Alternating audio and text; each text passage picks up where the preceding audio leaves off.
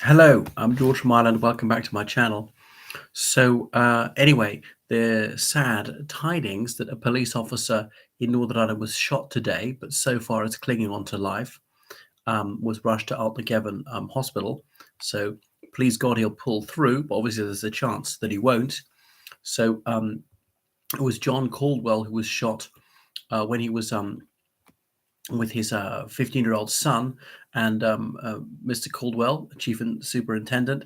He was coaching football practice for boys of that age. When it ended, he's walking back to his car. Two masked men went up to him and pumped several shots into his torso. He fell, urged the children away so they didn't get shot, and the two men left him for dead and made good their escape. I believe subsequently people have been taken into custody, but they weren't arrested at the scene. Obviously, we don't know if the suspects are the ones who actually shot him. Um, so, who shot Detective Chief Inspector Caldwell? Well, the obvious suspects are the real IRA. There's the real IRA, the continuity IRA. There's a bit of confusion between them. The new IRA, standing for Irish Republican Army. Remember, it's an organization dates back to, well, arguably 1913. Oglaken Heron was IRA fighting against the United Kingdom around the First World War, and then obviously the more modern troubles from 1969 to 1998, the Provisional IRA mostly, who dissolved, who decommissioned their weapons in the noughties. But there's some groups who still don't accept the peace process, who won't accept Northern Ireland's place in the United Kingdom even temporarily, because there's quite a considerable chance that Northern Ireland would vote to leave the United Kingdom and to fuse with the Republic of Ireland. Anyway, so there hasn't been a murder of a police officer for I think over 10 years. I think Ronan Kerr was shot in Omagh, County Tyrone, the same town where the detective chief superintendent was shot today.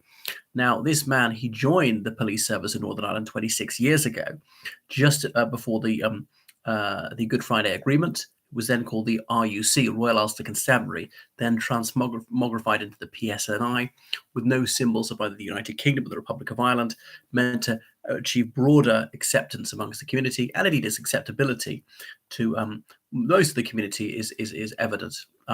So this is an incident that has horrified all right-thinking people. So it's suspected the new IRA is behind this attempted slaying, that they've not actually claimed responsibility for it, that they used to boast, yeah, this was us, we did it.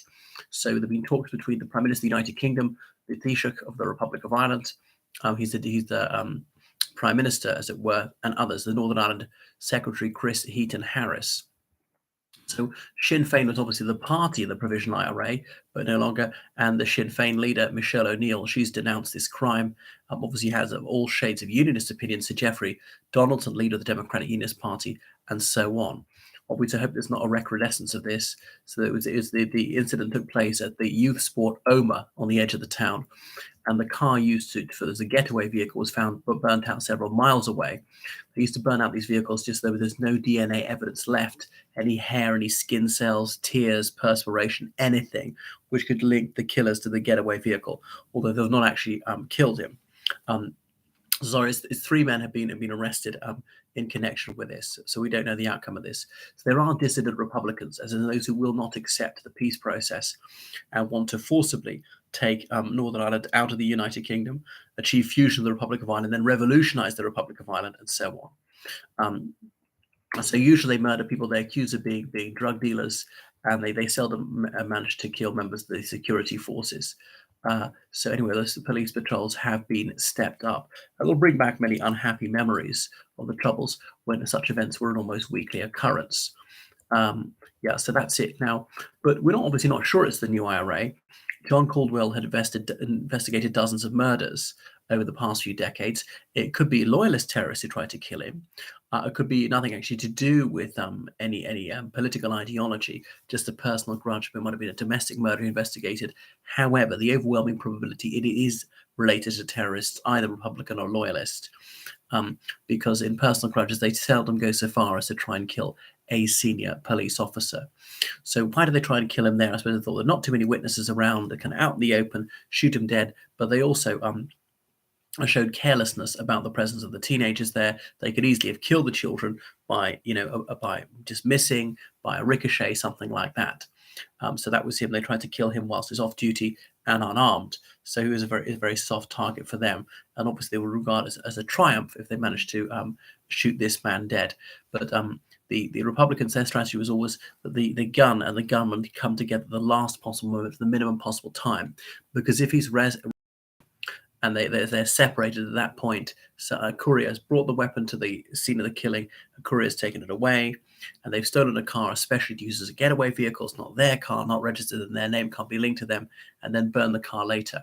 So all very, very quick, in and out.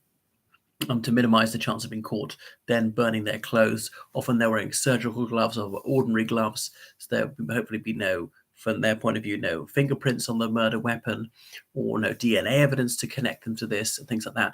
Therefore, proving that this person actually murdered or attempted to murder someone becomes very tricky indeed. So they're sufficiently cunning and practiced in this because they know a lot about forensics. But anyway, the victim is in Altnageven Hospital in Londonderry, or Derry, as people may prefer to call it. I don't know why he didn't go to hospital in Omagh, but I think his injuries are so serious. And just because he's pulled through these few hours, that doesn't guarantee he's going to live. You also think, well, if you get through the first few hours, you're becoming safer, right? Then you'll live. But no, some people are wounded by bullets or bombs and so on, and they die weeks later. So that is this man. So he wasn't wearing a uniform most of the time, even when he was on duty, because he was so senior. So the British security services, they rated the security situation as improving in Northern Ireland, and that's why he'd been able to go around not without his personal firearm, because high-risk people were allowed to carry a weapon even whilst on duty.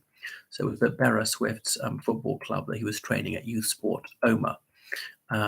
Anyway, so the obviously the PSNI, Police Service of Northern Ireland, they are patrolling very carefully, trying to pick up any clues from the crime scene. So anyway, I hope you liked what you saw on my channel, but obviously not that it was gladsome tidings, rather sorrowful. But please subscribe to me on Patreon, donate on PayPal, georgecallahan79@gmail.com. And remember, I tutor people online in all sorts of subjects like English, literature, English, language English as a foreign language, teach for IELTS and so on, politics, history, religious studies, law, French, and I can't think what else. Help people with interview practice, elocution. I help people with their theses, dissertations, essays, and so forth. And remember, I'm a tour guide in London town. So if you're a tourist in Londinium, let me know. I can guide you around here, Windsor, Oxford, anywhere in the Thames Valley, really. Anyway, thank you very much. Please like and subscribe. So see you again soon. Goodbye.